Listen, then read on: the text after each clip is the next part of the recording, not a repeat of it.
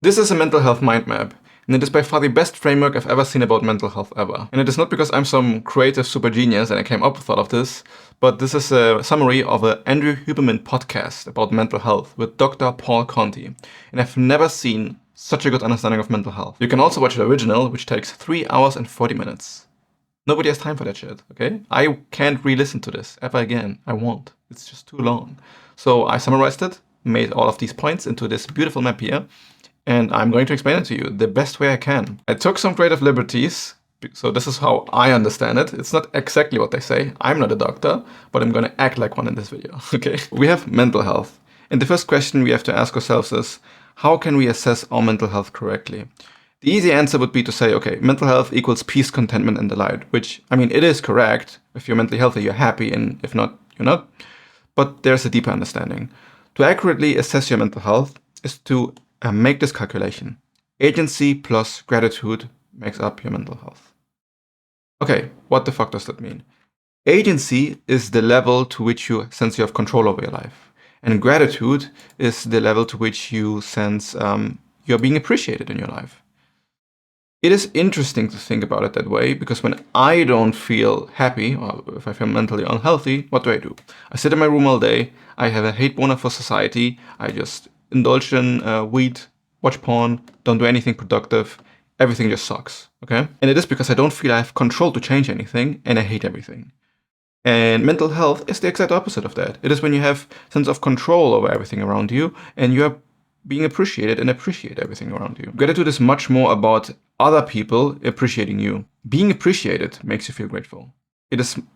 You can make a gratitude journal and say everything you're grateful for, but it is not that effective. What's much more effective is providing value to others and other people making you feel appreciated, which of course is not that easy. This is also the reason why everybody wants to get validation from social media, from the parents, want to find a girlfriend. It's all about feeling appreciated. Gratitude. Another way to characterize these two aspects is to say empowerment and humility. Empowerment is the desire for the ego to feel some sense of power over the world, which is just natural and healthy for the human mind. And humility is kind of the opposite, but it is also very healthy. It is appreciating everything you can control. If an earthquake destroys your home and everything gets fucked, you're not going to feel very much empowered, but you can, through humility, still find some acceptance in that. So it is very useful to understand this here as Stoicism. Stoicism kind of points out this perfectly. Another way to understand mental health is to say that when you're mentally healthy, you want to build, create, learn, and share. So you want to assert your own agency by creating something, and you are also showing gratitude in giving something to others. And this is what is called the generative drive. Generative drive, pleasure drive, and aggressive drive are the 3 types of motivations we can find in all human beings. And everything we do ends up related to these factors. Generative means a desire to create, learn, build, and share. Pleasure is the desire for positive sensations, and aggressive is the desire to assert your own agency, your own will on others. I want to eat this, and if you come in my way, I'm going to kill you. Pleasure is, I really want to eat this because it just tastes very nice. I'm not even that hungry, it just tastes awesome. None of these are essentially good or bad. It all depends on where is your focus on, or what has more weight. The rule goes, generative drive needs to be higher than pleasure and aggressive drive, and then you want to build, create, learn, and share, and then you are mentally healthy. All depends on how they are calibrated. And I would say that each person has like a different scale. Yeah, for example, somebody might need a bit more aggression, another person might need a bit more pleasure, another person... in generative drive, you can almost never get enough. I mean, you can also have some negative ways that you only want to create, build, and share, but it's very uncommon. When they are uncalibrated, it generally leads to destruction. In a worst case scenario, you become hedonistic when you have too much pleasure. Inevitably, you just consume, so you destruct. You might destruct your muscle mass, you might destruct relationships around you, you might get addicted to drugs and steal. Infinite amounts of ways where pleasure can destroy everything.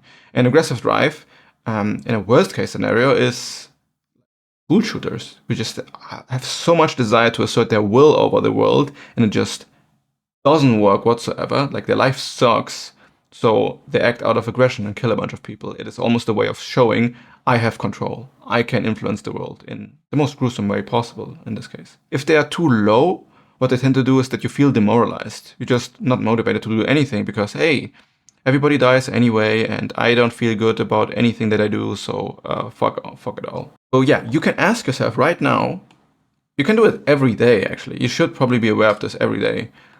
Where are you at here? These here are not bad, we need them to function. The generative drive gets fuel from these. Wanting to build a business because it feels very nice to provide value to others is also pleasure drive. Wanting to go to the gym because you want to show everybody how powerful you are and to become stronger, it is a part of an aggressive drive. These are the 3 types of motivation we have, and you can always ask yourself, where are you driven right now? And is this balanced? If not, we need to go to our behaviors. I think it's actually more useful to go even further back and understand identity. Because our behaviors are, in fact, completely a product of our identity. But we need to understand, what is the self? What does self mean scientifically? How can we make sense of it? In Buddhist circles, it's very common to say, you don't exist. The sense of I is an illusion. In a fundamental way, this might be a case. But a better or more practical way to understand this topic is to say, you are a structure. The sense of self is a structure that enacts certain behaviors. And we can divide it into the conscious and into the subconscious. And the awareness is what communicates one with the other. You are conscious right now. You're experiencing this video with me talking and explaining all of this stuff to you.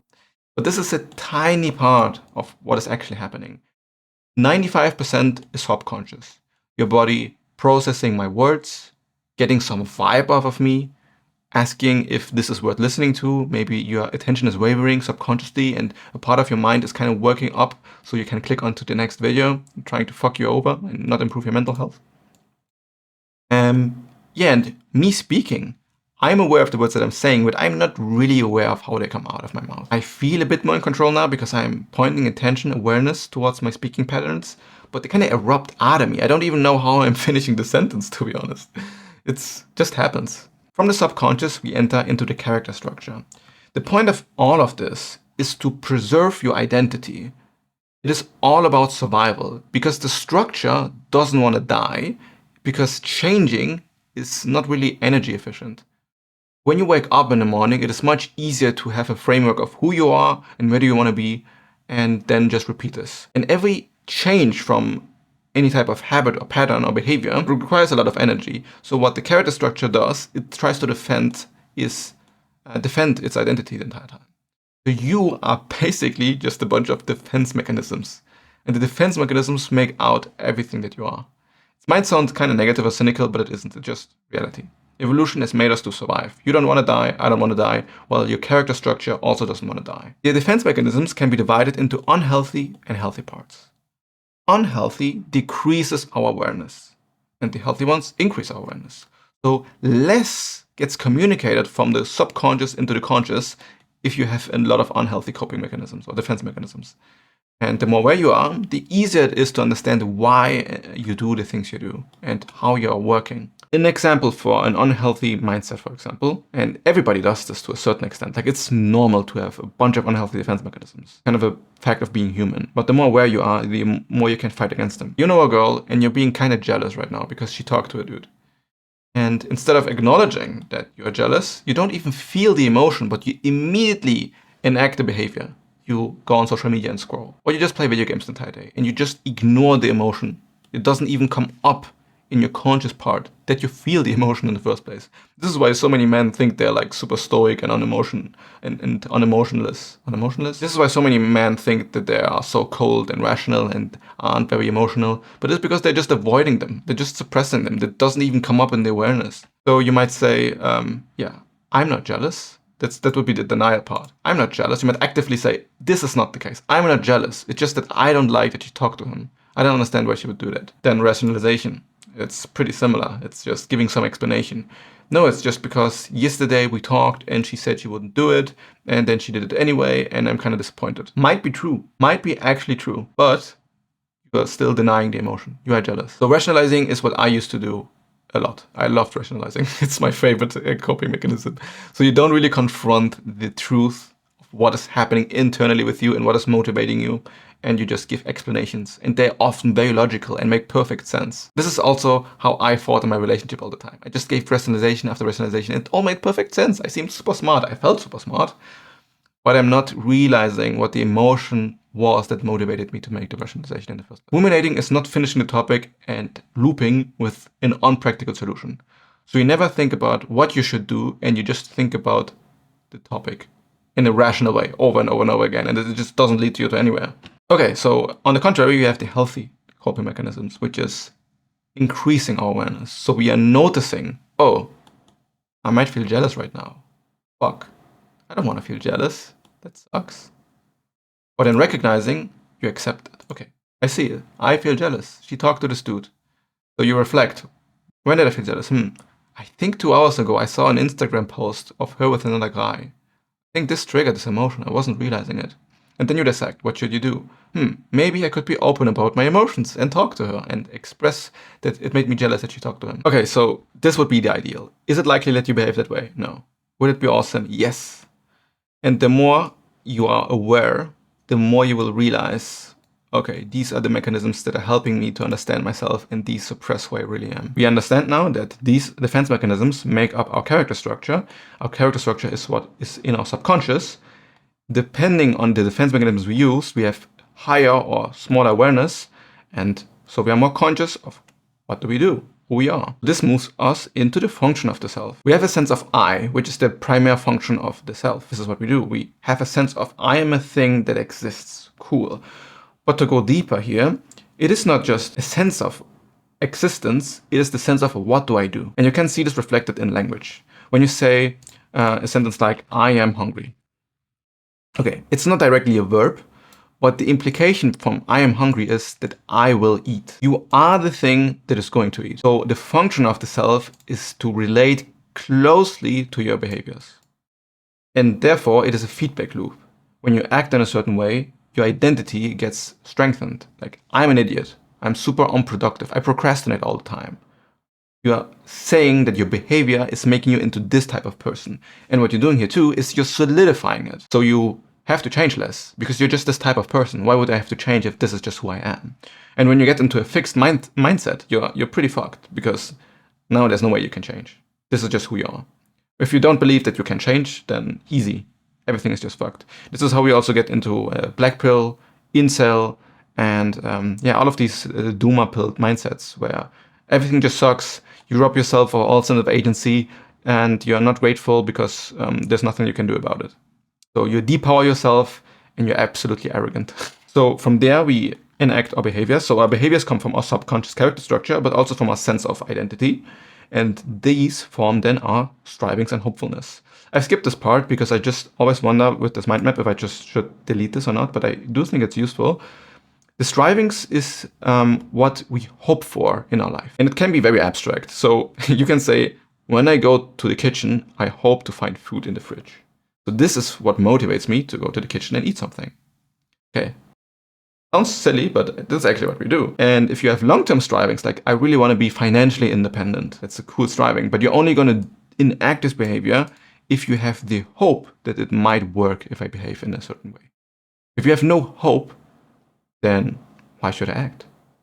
And in this hopefulness, we also can, again, find some similarities with dooma pills, black pills, and all of these very negative philosophies, because they just preach hopelessness.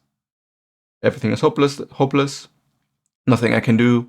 Let's just cower in my hedonistic misery and get a hate boner for the world. So hope is important. Okay, so what have we learned? We've learned that our behaviors are strongly related to our sense of identity. The identity comes from what is being communicated from the defense mechanisms to the conscious. And the subconscious creates the behaviors, plus the sense of identity creates the behaviors. If we want to improve our behaviors, we need to improve our awareness. The way we improve our awareness is to train to realize the different defense mechanisms we use. And if we use healthy or unhealthy defense mechanisms to interact with the world. Awareness is absolutely key here, because this is what communicates what do you do. Like if you're not aware, you're not even realizing what do you do. You work on the sense of identity you have through your awareness. You realize what your strivings are. What are you actually doing with these strivings and where do you have to adjust? And from there, you build, create, learn, and share. You find some meaning, some purpose in life, and therefore become mentally healthy. Experience peace, contentment, and delight. Some tips here. So when you think about good habits always influence a component right here. So taking cold showers might increase the aggressive drive and decrease the pleasure drive. Going to the gym might increase the aggressive drive, but also increase the pleasure drive. Building a business, making a garden, like, and put this into so many different categories. But you will always find that the good behaviors influences this in a positive way, where it readjusts stuff that is not adjusted for most. Or journaling is a good example. This is why I'm creating this video right now. It's because I just journaled for a long time. Instead of losing yourself in thought, you put stuff on paper or on a digital app like this. This is Obsidian. This is Excalibur from Obsidian. So I'm using Obsidian and I'm using the app Excalibur within Obsidian. It's a plugin. It really helps you to understand who you are, where you are, and why do you do what you do when you reflect and journal. This is why journaling is such a good habit. Yeah, is there something else to say? I don't think so. This was my mind map about mental health. I really hope it's helpful for you. I will do more of these videos. I've created a lot of content in my Obsidian vault, but I never shared it. And I'm new to making mind maps. I've noticed it's such a good way to gain a better understanding of topics. If you like this video, you can expect more of this type of content on this channel. I want to explain everything that I have in my Obsidian vault the best way I can. I hope you found this valuable. Subscribe if you want more of this. And stay mentally healthy. Don't kill people.